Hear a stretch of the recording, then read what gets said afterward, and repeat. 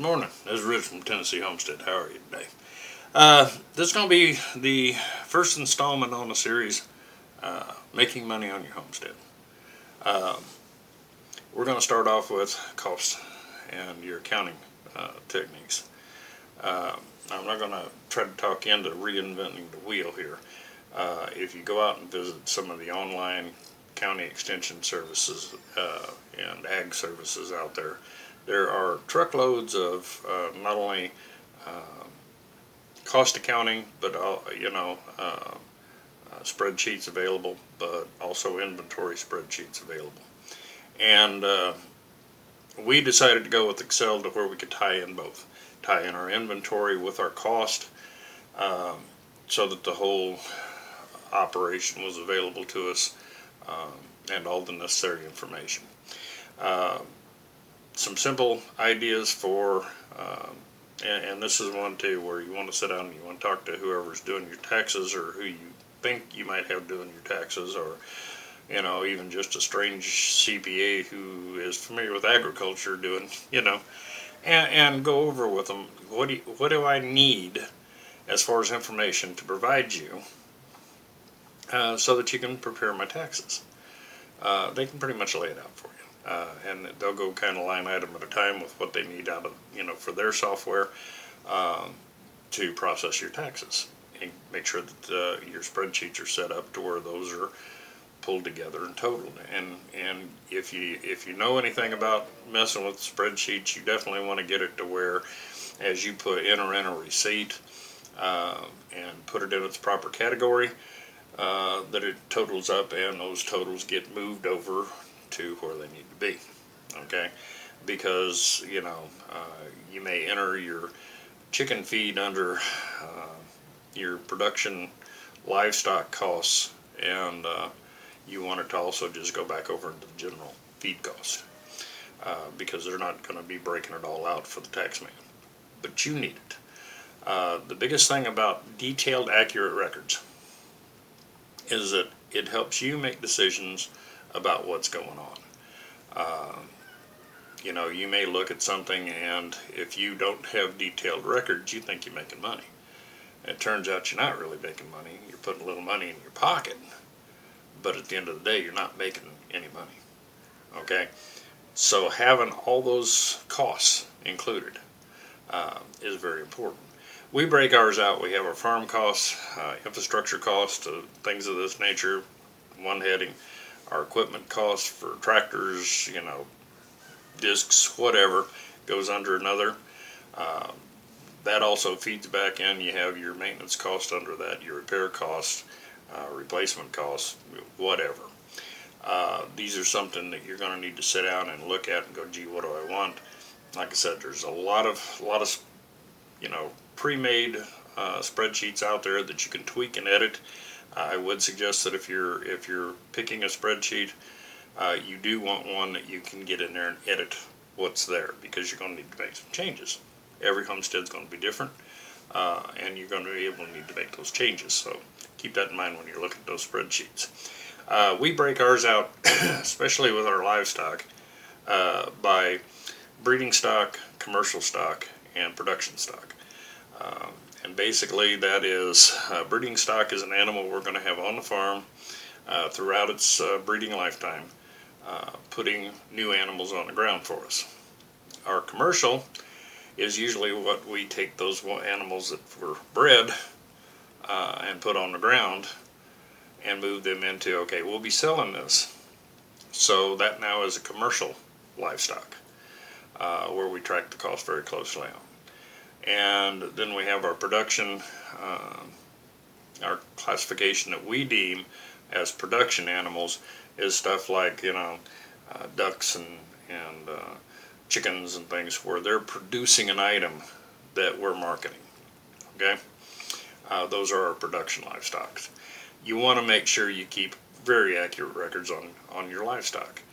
Any medication you've had to put them on, cost of wormers, cost of, if you had to go out and spend $600 on a new head gate, you want to spread that cost out over the cost of your herd. Okay? So that you know that You look at how long that head gate going to last me. Okay, it's going to last me 3 to 5 years.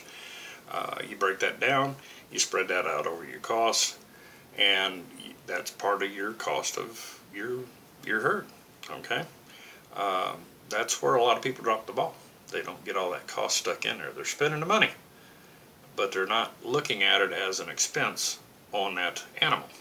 It's this mysterious, uh, you know, uh,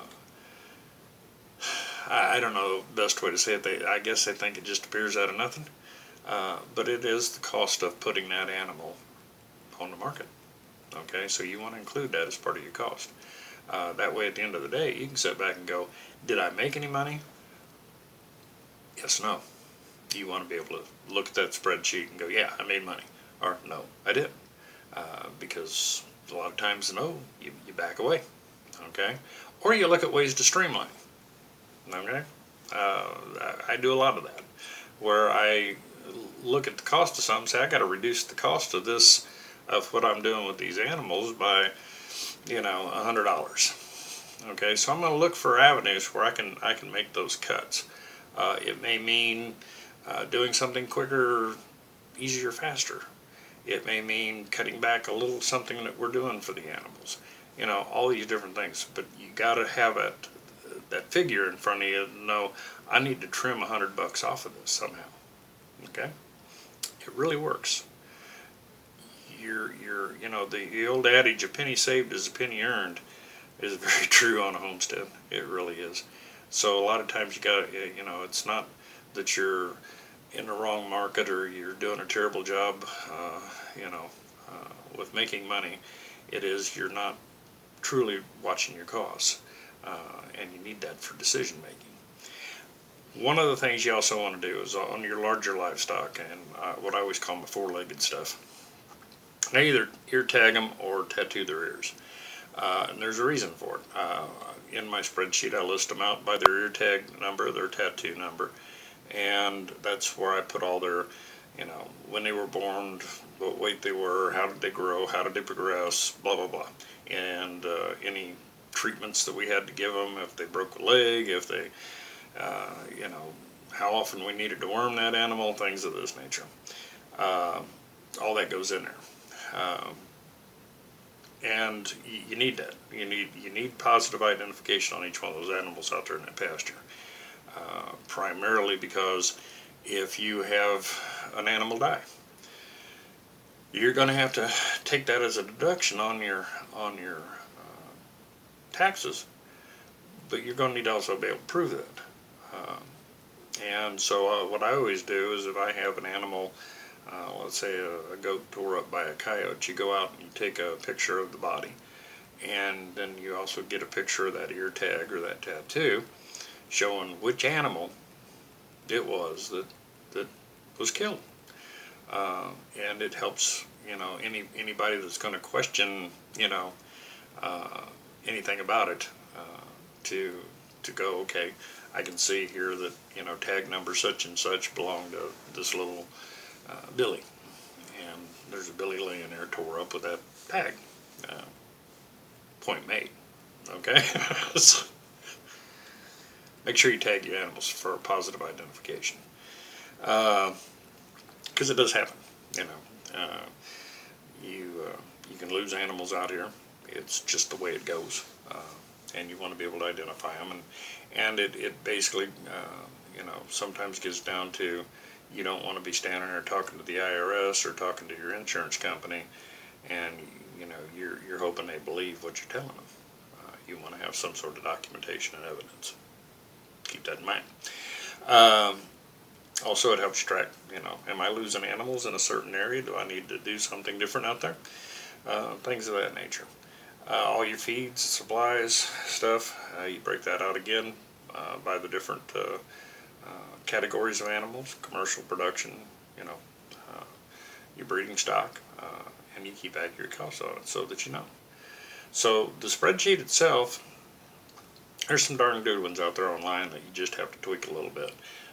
But you want to keep all the information you can on your animals, and you want to keep all the information you can on your cost. those things is what will make the difference of whether your homestead is making money or losing money.